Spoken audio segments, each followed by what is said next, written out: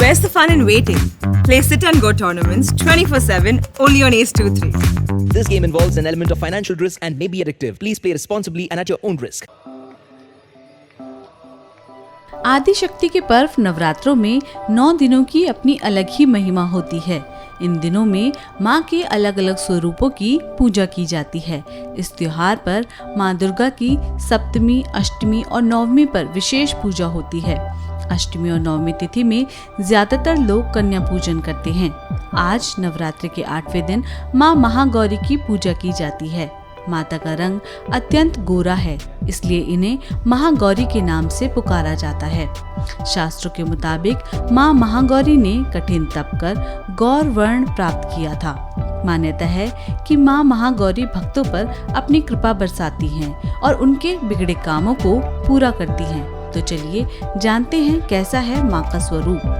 देवी भागवत पुराण के मुताबिक महागौरी वर्ण पूर्ण रूप से गौर अर्थात सफेद है। इनके वस्त्र और आभूषण भी सफेद रंग के हैं। माँ का वाहन बैल है। माँ का दाहिना हाथ अभय मुद्रा में है और नीचे वाले हाथ में दुर्गा शक्ति का प्रतीक त्रिशूल है।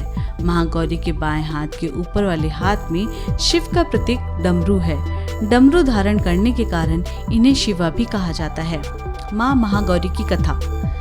अपने पूर्व जन्म में माँ ने पार्वती स्वरूप में भगवान शंकर को पति रूप में प्राप्त करने के लिए कठोर तपस्या की थी तथा शिवजी को पति स्वरूप प्राप्त किया था। शिवजी की प्राप्ति के लिए कठोर तपस्या करते हुए माँ महागौरी का शरीर धूल मिट्टी से ढककर मलिन यानी काला हो गया था।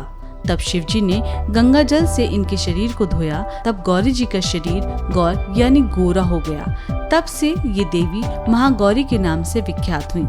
माँ महागौरी की पूजा विधि। सबसे पहले सुबह उठकर स्नान आदि से निवृत्त हो जाए। इसके बाद चौकी पर माता महागौरी की प्रतिमा या तस्वीर स्थापित करें। इसके बाद गंगा जल से शुद्धिकरण करना चाहिए। अब चौकी पर चांदी, तांबे या मिट्टी के घड़े में जल भरकर उस पर नारियल रखकर कलश स्थापना करें। अब महाअष्टमी या दुर्गा अष्टमी व्रत का संकल्प लें और मंत्रों का जप करते हुए माँ महागौरी समेत अन्य देवी देवताओं का ध्यान लगाएं। अब माँ महागौरी का आवाहन, आसन, आचमन, स्नान, वस्त्र, सौभाग्य सूत्र, चंदन, रोली, हल्दी, सिंदूर, दुर्वा, आभूषण, फूल, धूप, दीप, फल, पान, दक्षिणा, आरती मंत्र आदि करें। इसके बाद प्रसाद बांटे। देवी भागवत पुराण के मुताबिक नवरात्रि की अष्टमी तिथि को माँ को नारियल का भोग लगाने की परंपरा है। भोग लगाने के बाद नारियल को या तो ब्राह्मण को दे दे या प्रसाद रूप में वितरित कर दे। जो भक्त इस दिन कन्या पूजन करते हैं वो माता को हलवा व चने का प्रसाद का भोग लगाते हैं।